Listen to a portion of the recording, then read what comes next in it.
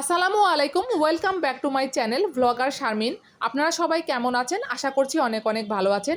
আমরাও আল্লাহর অশেষ রহমতে ভালো আছি। দেশে বিদেশে যে যেখান থেকে আমার ভিডিওটি দেখছেন সবাইকে জানাই অনেক অনেক শুভেচ্ছা।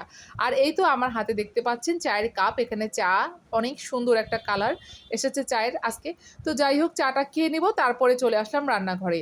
আর এই ফাঁকে বলে রাখি, আপনারা একটা লাইক দিয়ে তারপর ভিডিওটি কন্টিনিউ করা শুরু করবেন। অবশ্যই একটা লাইক দিয়ে দিবেন। আর যদি ভিডিওটি ভালো লেগে থাকে তাহলে সাবস্ক্রাইব করে দিয়ে আমার পাশে থাকবেন। আর এই তো আজকে আমি রান্না করব লতি শুটকি রান্না করব। তো মজাদার একটি রেসিপি, এটা কিন্তু মুখে লেগে থাকার মতো।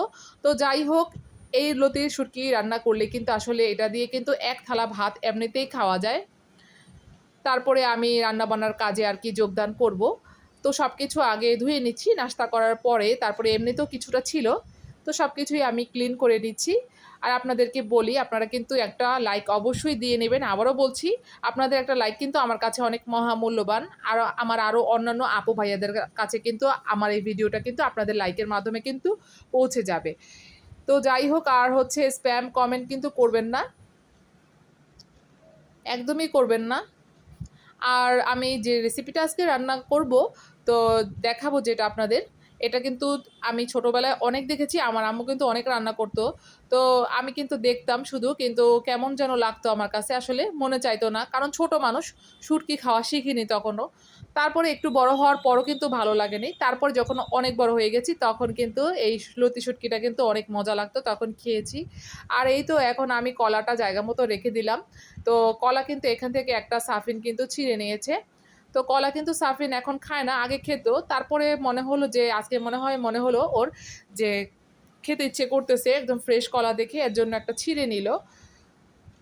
তো এটা হচ্ছে আমার একদিনের ভিডিও, আপনাদের সাথে শেয়ার করা হয়নি, তাই ভাবলাম যে আজকে আপনাদের সাথে এই ভিডিওটা শেয়ার করা যাক, এই রেসিপিটা। আর এখানে আমি লতিগুলো কিন্তু ছিলে নিচ্ছি, এখানে আধা কেজি লতি ছিল। যেহেতু আমি আর আমার হাজব্যান্ডই খাবো, আর বড় ছেলে একটু খাবে, বড় ছেলে একটু লতি খায়, পছন্দ করে, অল্প করেই খাবে, বেশি খাবে না, এর জন্য কিন্তু বেশি আনিনি, কমই এনেছি। আর লতি ছিলতে গেলে কিন্তু একটু সময় লাগে, রান্না করতে করতে কিন্তু অনেকটা সময় লেগে যায় আসলে। তো যাই হোক, এখন রান্নাবান্নাটা করে নিব। আর এছাড়া ওদের কিন্তু রান্না করা আছে, চিকেন রান্না করা আছে, সেটা আমি অফ ক্যামেরাতেই রান্না করে নিচ্ছি, সেটা আজকে আর দেখালাম না। এখন আমি সুন্দর করে লতিটাকে ধুয়ে নিচ্ছি। আর একটা কথা বলবো যে আপনারা ভালো ভালো একটা ছোটোর মধ্যে কমেন্ট করেন, আপনারা এরকম কমেন্ট করেন, তারপরে নাম্বার দিয়ে সংখ্যা দিয়ে এরকম কমেন্ট করেন, একদমই এরকম কমেন্ট করবেন না, আমি কিন্তু অনেকবার বলছি। আর এখানে কিন্তু আমি চ্যাপা শুটকিটা খালাকে দিয়ে বাটিয়ে নিয়েছি, আর হচ্ছে রসুন বাটা, আর হচ্ছে কাঁচামরিচ বাটা। তো কাঁচামরিচ বাটা আর রসুন বাটাটা কিন্তু বেটেই দিতে হবে, এটা কিন্তু মানে এইভাবে কুচি করে দিলে কিন্তু মজা লাগবে না, বেটে দিলে কিন্তু এটার সাথে একদম মিশে যায়, মানে শুটকিটার সাথে একদম সুন্দর করে মিশে যায়, লতিটার সাথে মিশে যায়। আর ঝোলটা কিন্তু অন্যরকম হয়, যদিও বা এখানে কোনো ঝোল হবে না, মানে যে আর কি ঘন ঘন যে শুকনো শুকনো যে আর কি থাকে ঝোলটা, সেটা কিন্তু খুবই মজা হয়।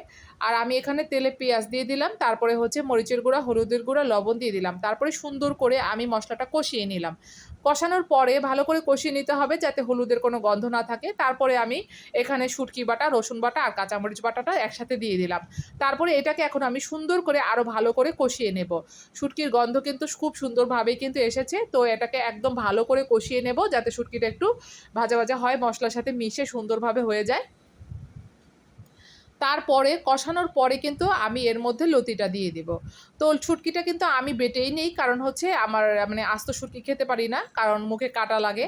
আর খাওয়ার সময় যদি কাঁটা লাগে তাহলে কিন্তু খুবই বিরক্ত লাগে, কেমন যেন লাগে। খাবো তো আসলে অনায়াসে খাবো, আনন্দে খাবো, মজা করে খাবো, এত কাটাকুটা আসলে ভালো লাগে না। আর যাই হোক, এখন আমি দিয়ে দিলাম লতিটা এখানে। তো কিভাবে রান্না করছি খুব ভালো করে দেখে নিন। আর যারা নতুন রাঁধুনি আপুরা আছে, যারা সবেমাত্র বিয়ে হয়েছে, বা অনেকেই আছে রান্না করতে জানে না, বিয়ে হয়েছে তো কি হয়েছে, রান্না কিন্তু অনেকেই আছে করতে জানে না, তারা কিন্তু অবশ্যই আমার এই রেসিপিটা ফলো করতে পারেন। তারপরে আপনি এটা বাসায় ট্রাই করতে পারেন, তাহলে কিন্তু দেখা যাবে হাজব্যান্ডের মনেও কিন্তু সুন্দরভাবে জায়গা করে নিয়েছেন এত সুন্দর একটা রেসিপির মাধ্যমে। কেন বলছি, কারণ এইটা এত মজা হয়, এত মজা হয় যে মুখে লেগে থাকবে এরকম, একদম প্রশংসার মানে কোনো অংশেই কিন্তু কম রাখে না এই রান্নাটা। আসলে আমার কাছে কিন্তু এইটা হলে কিন্তু আর কোনো কিছুই লাগে না। এটা এত মজা লাগে যে কি বলবো। আমি কিন্তু এখন সুন্দর করে লতিটাকে ভালো করে কষিয়ে নেব। লতিটা দেওয়ার পর যদি আমি পানি দিয়ে দিই তাহলে কিন্তু হবে না। অন্যান্য তরকারি যেরকম আমরা কষাই রান্না যেরকম কষাই সেম এভাবেই কিন্তু কষিয়ে নেব। অনেক কষানোর পরে আমি এর মধ্যে এখন পানি দিয়ে দিলাম। পানিটা পরিমাণ মতো দিতে হবে। বেশি পানি দিয়ে দিলে কিন্তু আবার দেখা যাবে লতিটা একদম গলে গেছে, খুলে গেছে। লতি কিন্তু তাড়াতাড়ি সেদ্ধ হয়ে যায়। তো যাই হোক এখন আমি পরিমাণ মতো পানিটা দিয়ে দিয়েছি আর লতি থেকেও কিন্তু অনেকটা পানি উঠবে। দেখেন কত সুন্দর হয়েছে।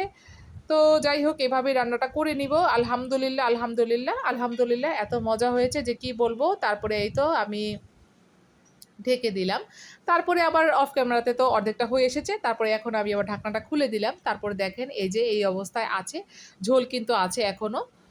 যেহেতু অর্ধেক হয়েছে ঝোল তো থাকবেই। এটাকে কিন্তু আরো হতে হবে। তারপরে এই যে ফাইনাল লুকটা আপনাদেরকে দেখিয়ে দিলাম। হয়ে গেছে কিন্তু একদম সুন্দর গ্রেভি হয়েছে ঝোলটা। এরকম মানে করে রান্না করে নিতে হবে। আর এই তো আমি এখন ভাত খেতে বসে গেছি। আমার আর লোভ মানছে না। তো আজকের ভিডিওটা কেমন লাগলো? সবাই অবশ্যই ভালো থাকবেন, সুস্থ থাকবেন। আল্লাহ হাফেজ।